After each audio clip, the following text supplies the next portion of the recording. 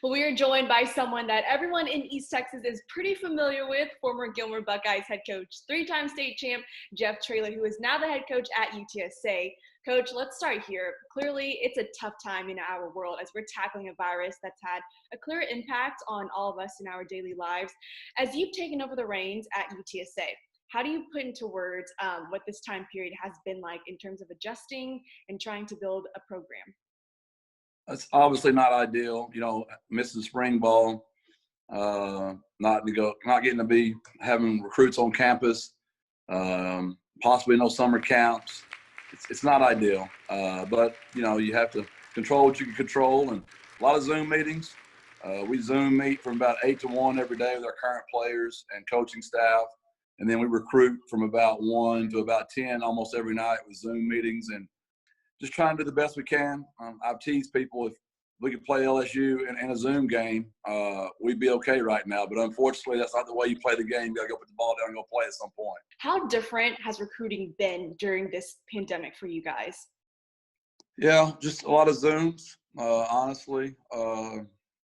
We have a Zoom 1 plan with an athlete, a Zoom 2 plan, a Zoom 3 plan, and we try to keep them 30 to 35 minutes and just keep showing each recruit virtually what we have to offer at UTSA.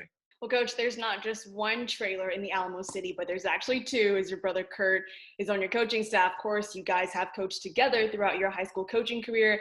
How excited are you to work with him again and to build something special in San Antonio? Well, my mom's not real fired up because he took 4 more grandkids to San Antonio and out of that area. But Kurt and I are thrilled to be back together again. And, I'm just thrilled. All 3 of my kids are back home right now because of this. And those, we grew up with those kids right beside each other. Kurt's house right next to mine.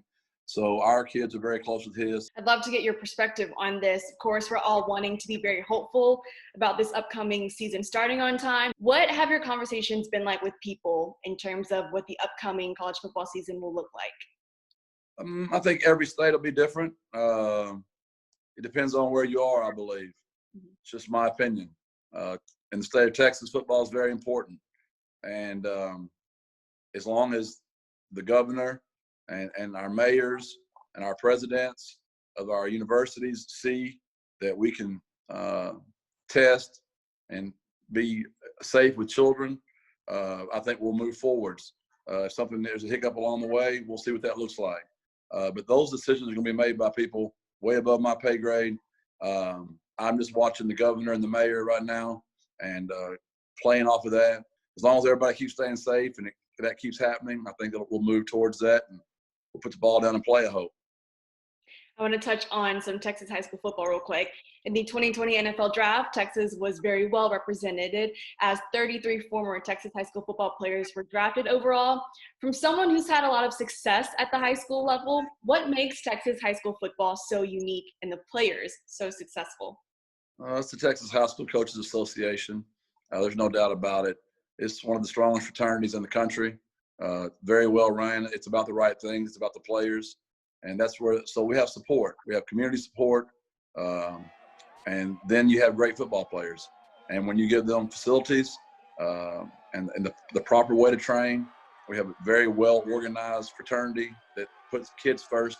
And we teach with character education being what we're all about, Texas high school football coaches. And you put all that together and a lot of great programs, a lot of championships. Coach, as always, thank you for your time. Always good to catch up. Well, thank you so much. And Beast Texas is dear to my heart and always will be.